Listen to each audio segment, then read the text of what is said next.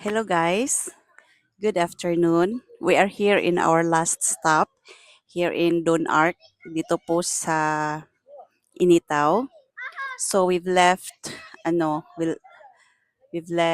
in Bijou. Anong time 'yun? Anong time 'yun, Daddy? 9:15 in the morning. Medyo maaga kasi mahaba na yung tulog namin kagabi. So naka-rest na kami ng sakto. Tapos nag-brunch kami sa may Tudela. I think Tudela ba yun? Parang ganun.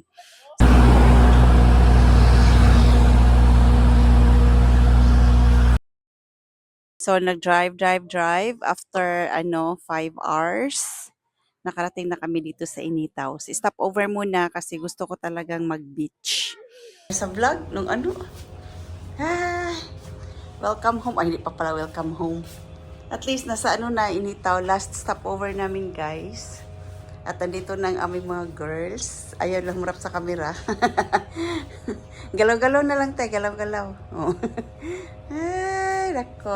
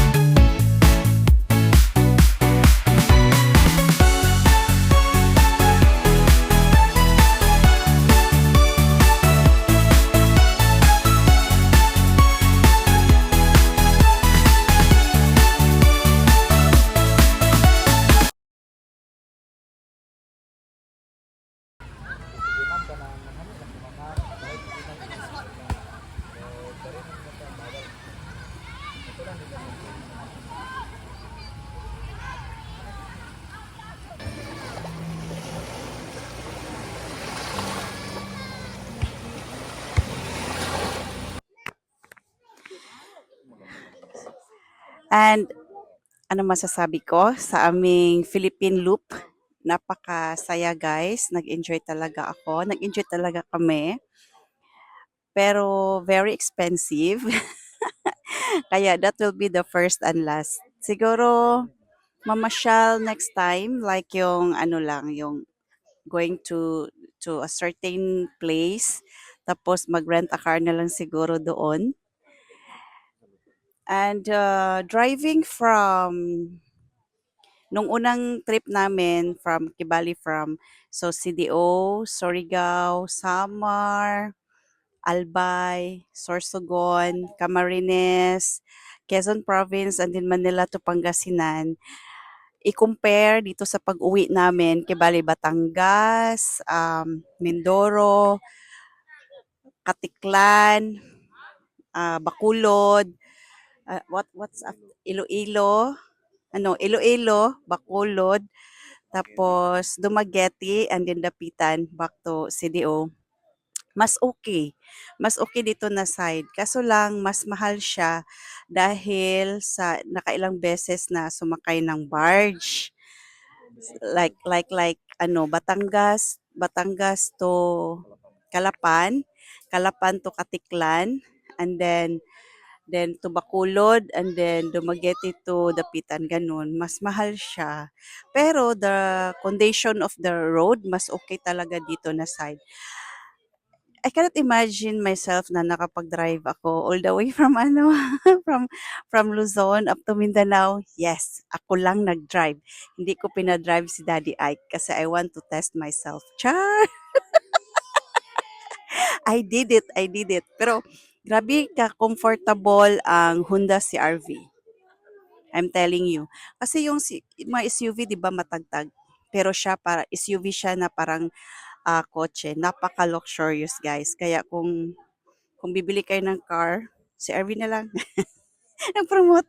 Honda baka naman maka-free ng isang PMS. Okay. So, welcome back to reality. Balik naman sa dating gawi. Aabangan nyo na naman ako sa aking mga dub smash, sa aking mga promotions about harmonica. Pagsikapan kong more on na naman ako, more on dance. And then Daddy Ike will be back to work na naman kasi mag-iigib na naman siya para matapalan yung mga gastos as in sobrang gastos. But enjoy. Hindi mababayaran ng experience. Bye guys. See you next Philippine Loop trip. Hindi na. Sabi natin Mindanao Loop na. No, hindi Mindanao Loop. Bahay to Armonica Loop. Bye-bye. Thank you for watching all my videos those time.